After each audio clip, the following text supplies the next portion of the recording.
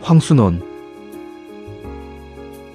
1950년 하나의 민족이 두 개의 이념으로 갈라져 서로에게 총부리를 겨눴던 비극적인 전쟁. 3년이 넘는 시간 동안 이 땅에는 수많은 상처와 증오, 그리고 이별이 새겨졌습니다. 전쟁이 휩쓸고 간 자리, 모든 것이 파괴된 듯한 이 황량한 땅 위에서 우리는 오늘 아주 특별한 두 친구의 재회에 관한 이야기를 시작하려 합니다. 한국 문학의 거장 황순원 작가의 단편소설 이 짧은 이야기는 어떻게 반세기가 넘는 시간 동안 우리에게 깊은 울림을 주고 있는 것일까요? 이야기는 한국전쟁이 막바지에 이른 어느 늦가을 38선 접경 지역의 한 마을에서 시작됩니다. 전쟁의 포화가 휩쓸고 지나간 자리에 남은 것은 서늘한 가을바람과 텅 빈 마을의 적막뿐이었습니다. 38선 접경 지역의 이 작은 마을은 불과 얼마 전까지만 해도 누군가의 보금자리였으나 이제는 깨진 기왓장과 타버린 석가래만이 이곳을 지키고 있었습니다. 성삼은 고갯마루에 서서 자기 고향 마을을 내려다보았습니다. 발걸음은 무거웠고 마음은 갈피를 잡지 못했습니다. 그때 치안대 사무소로 쓰이던 건물 앞에서 포박당한 채 웅크리고 있는 한 사내의 실루엣이 보였습니다. 성삼의 심장이 덜컥 내려앉았습니다. 설마 했던 그 얼굴, 바로 어린 시절 산과 들을 함께 누비던 단짝 친구 덕재였습니다. 덕재는 북측 농민동맹 부위원장을 지냈다는 죄목으로 붙잡혀 있었습니다. 성삼은 자진해서 그를 청단까지 호송하겠다고 나섰습니다. 치안대원들은 성삼의 충성심을 믿고 포승줄을 넘겨주었지만 성삼의 속내는 복잡했습니다. 분노인지 배신감인지 아니면 그저 도대체 왜 그랬느냐는 원망인지 알 수 없는 감정이 소용돌이쳤습니다. 성삼은 덕재의 뒷모습을 보며 거칠게 담배를 피워 물었습니다. 덕재는 고개를 푹 숙인 채 말이 없었습니다. 두 사람 사이에는 십수년의 세월보다 더 깊고 차가운 이데올로기의 강이 흐르고 있었습니다. 길을 걷는 동안 성삼은 일부러 발소리를 크게 내며 덕재를 위협하듯 몰아세웠습니다. 너 사람을 몇이나 죽였냐? 성삼의 목소리는 떨리고 있었습니다. 하지만 덕재는 대답 대신 마른 침을 삼킬 뿐이었습니다.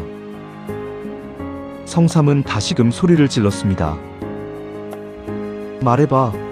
부위원장까지 지내면서 얼마나 설쳤길래 이 꼴이 됐어?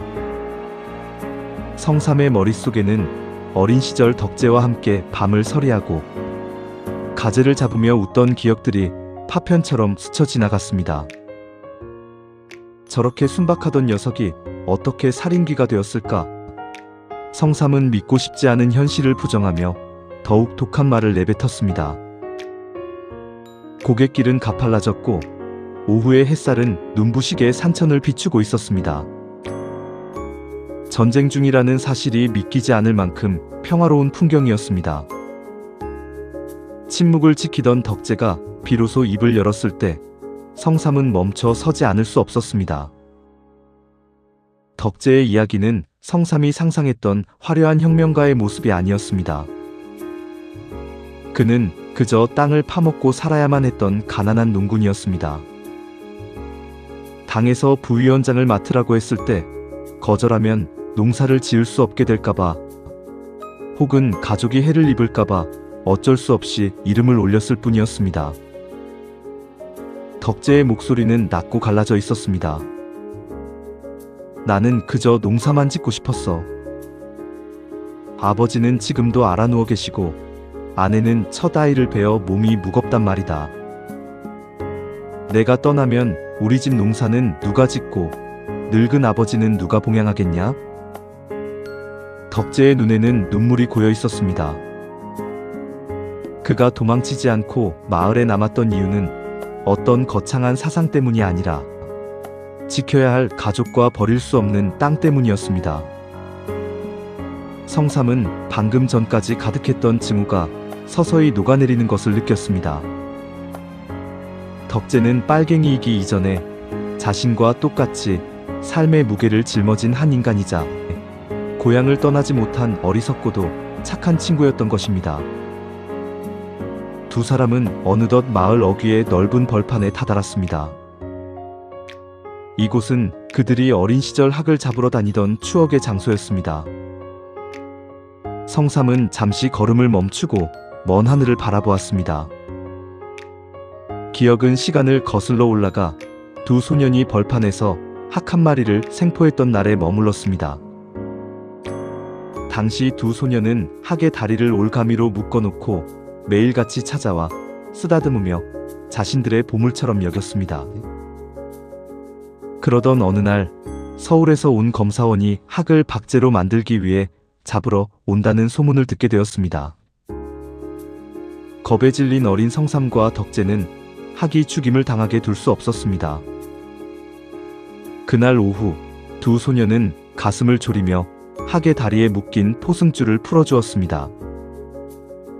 하지만 오랫동안 묶여있던 학은 금방 날아오르지 못했습니다.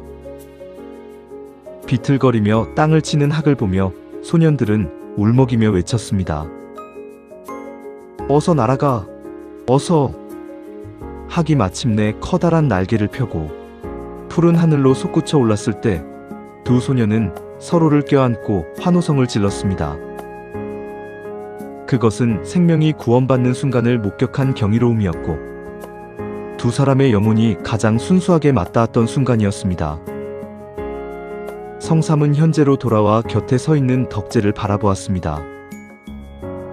덕재의 손목에는 그때의 학처럼 거친 포승줄이 묶여 있었습니다. 성삼의 가슴속에 뜨거운 무언가가 솟구쳤습니다. 이념이 무엇이기에, 전쟁이 무엇이기에 이토록 소중한 친구를 죽음의 길로 인도해야 한단 말인가. 성삼은 결심한 듯 덕재의 포승줄을 거칠게 풀어헤쳤습니다. 덕재는 당황하며 성삼을 쳐다보았습니다.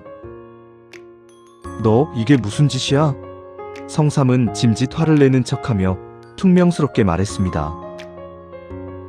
야, 저기 학이 있다. 우리 저 학이나 한번 몰아오자. 성삼은 저 멀리 갈대밭 사이를 가리켰습니다. 덕재는 처음에는 성삼의 의도를 이해하지 못했습니다. 자신을 뒤에서 총으로 쏘려는 속임수인가 싶어 발걸음이 떨어지지 않았습니다. 하지만 성삼은 다시 한번 소리를 버럭 질렀습니다. 어서 가서 저 학이나 몰아오라니까. 그래야 사냥을 하지. 그제야 덕재는 성삼의 눈에 고인 눈물을 보았습니다. 그것은 도망가라는 신호였습니다. 목숨을 걸고 친구를 살리려는 성삼의 눈물겨운 우정이었습니다. 덕재는 비틀거리며 갈대밭을 향해 뛰기 시작했습니다. 처음에는 엉금엉금 기어가는 듯 하더니 이내 자유를 향해, 삶을 향해 힘차게 대지를 팍차고 달렸습니다. 성삼은 그 뒷모습을 보며 총을 내려놓았습니다. 친구의 등에 총구를 겨누는 대신 그는 친구가 무사히 저 멀리 사라지기만을 간절히 기도했습니다. 마침 그때였습니다. 높고 푸른 가을 하늘 위로 어디선가 날아온 학. 두 마리가 커다란 날개를 펴고 우아하게 비상하기 시작했습니다. 그 모습은 마치 족쇄를 벗어던진 덕재의 영혼 같기도 했고 다시금 하나가 된 두 친구의 우정 같기도 했습니다. 학들은 서로를 호위하듯 원을 그리며 구름 너머로 멀어져 갔습니다. 성삼은 벌판 한가운데 서서 학들이 사라진 하늘을 오래도록 바라보았습니다. 전쟁의 상처와 이념의 벽은 여전히 존재했지만 적어도 이 순간만큼은 인간의 존엄과 생명에 대한 사랑이 그 모든 비극을 압도하고 있었습니다. 해는 서산으로 뉘엿뉘엿 넘어가고 들판에는 평화로운 금빛 물결이 일었습니다. 성삼은 가벼워진 마음으로, 그러나 조금은 쓸쓸한 미소를 지으며 반대편 길로 발걸음을 옮겼습니다. 하늘 높이 날아오른 두 마리의 학처럼 언젠가 이 땅의 모든 상처가 아물고 모두가 자유롭게 비상할 날을 꿈꾸며 소설은 깊은 여운을 남긴 채 마무리됩니다. 영상 시청해주셔서 감사합니다.